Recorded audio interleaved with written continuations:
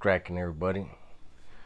Um, New video, and so I want to start this video by saying that I'm not proud of this story. Um, I'm never proud of any of the stories where I'm talking about violence I committed or hurting people, right? Um, and hopefully, well, let me just tell the story. So when I paroled in 1993, right? Paroled from YA, January 5th. I think it was January 5th, 1993. And, I was still, I was worse than ever because I felt like, that YA bred killers, bottom line. And so when I got out of there was no doubt in my mind that at 19 years old, I was the hardest motherfucker. I was the baddest motherfucker. When you're a kid, you already think you're invincible, and then you add all the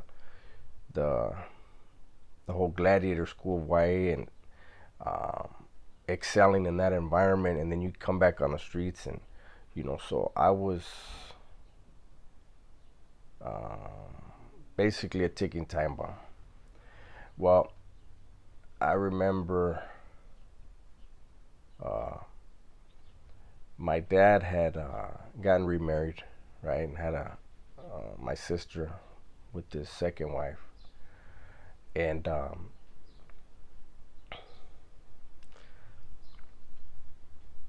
she, while I was in YA, had relapsed, started using. So she was slamming. Her and my dad weren't together anymore, and her and I have always been cool. To this day, we've always been cool.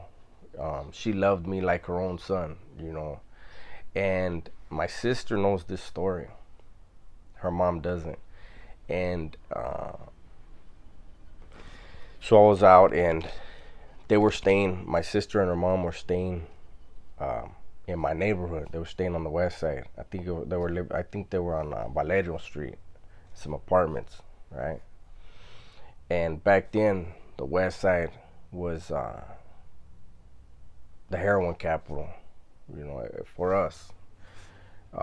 That's where all the carga was at, was on the west side. And my sister was 4 years old, and her mom had hypes around the pad all the time, right? Because she was, she was doing her thing. So I wasn't feeling that, right? But I stayed in my lane, Well, one day, my dad calls me to his pad. He was working at a resort, and he would get free room and board because he was doing all the repairs and shit there, right? So we're at his pad and we're drinking. And then out of nowhere, my dad was like, "Hey, mijo, can you get me a shotgun?" And I was like, "I can get you anything you want." And he was like, "Hey, do me a favor and give me a shotgun." I was like, "All right." And we're drinking. And then I'm thinking, like, this fool don't live in my dad's from the east side. He don't live in the east side or the west side. Like, he lived in Montecito, That's where that resort was at. I was like, the fuck this fool need a fucking shotgun for? So I go, "Wait, what do you need that? What's going on?" And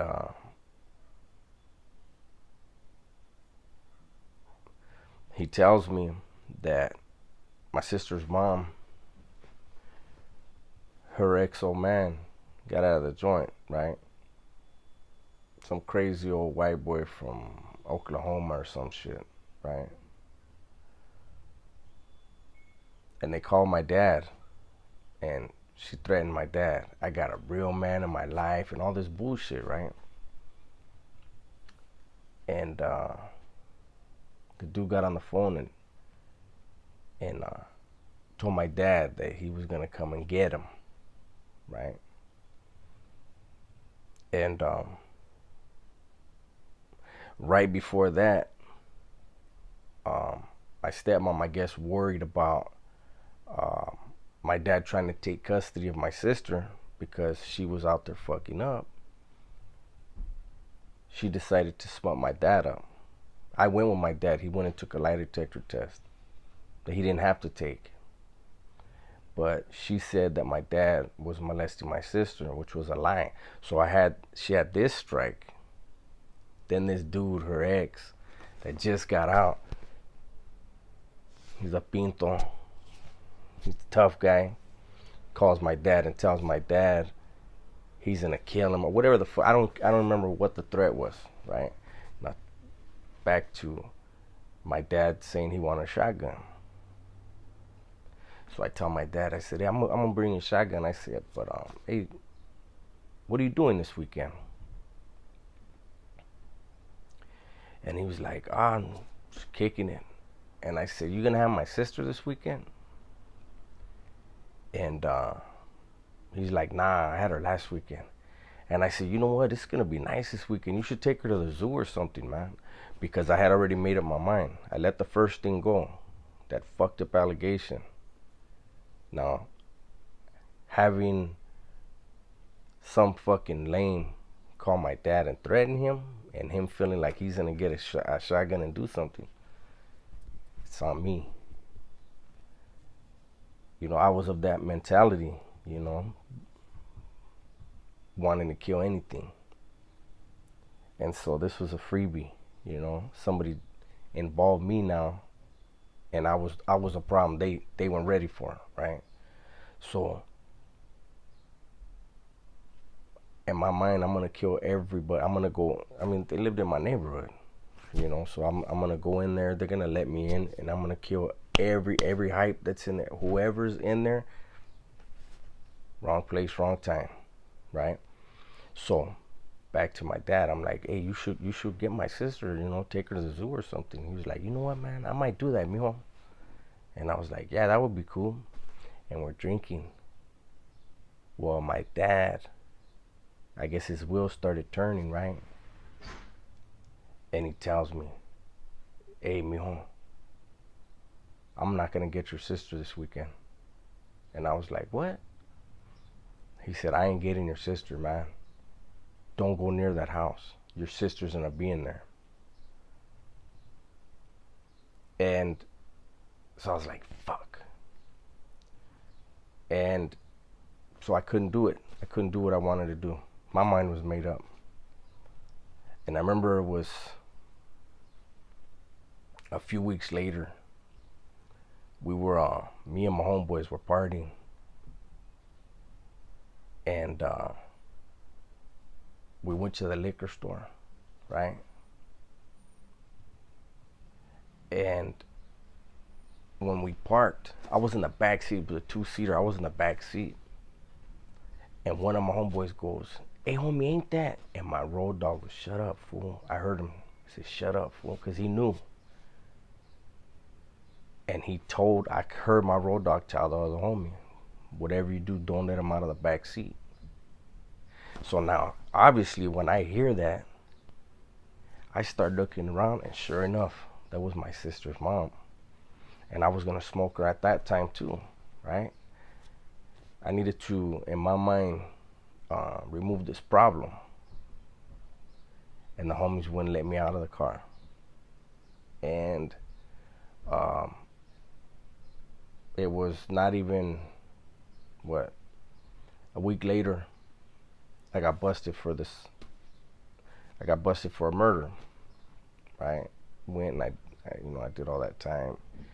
And it was strange because I didn't have any animosity towards her, you know, and it was just something that, you know, I can't even say it was business. This was personal, and I remember thinking when I was in the joint, like, man, what if my sister knew that there was 2 occasions where I was gonna kill her mom to protect her? And long story short, man, my sister's mom is a fucking successful person now. not using. She was caught up in that shit for a long time, caught up in her addiction, and but she made it out. She made it through, and um, she owns her own house. She owns her own truck. Has a little scooter now, and she never knew. And it's kind of like my story, right? And a lot of your stories. The person that she was back then wasn't deserving of killing, but I was willing to do that to her. And had I done that, the growth that she achieved later in life, she would have never achieved. The success that she achieved, she would have never achieved. Um, and I wanted to tell this story because basically anybody that's watching this video that's caught up in an addiction, um, or feels like, they're in that rut that they can't get out of, this is a story where, look at me willing to kill, and her, a cold dope fiend, strung out, making fucked up allegations towards a man that she once loved, all this, and how successful she is now, and how loving she is to my sister now, and my niece, my sister's daughter. So I don't mean to cut this short, but I got the fucking plumber coming to fix one of my tenants' shit. I can hear them out there. They fucked this up, but hopefully you enjoyed it. Hopefully you enjoy that new background. I'm trying to step it up for you guys, man. With that, I'm out.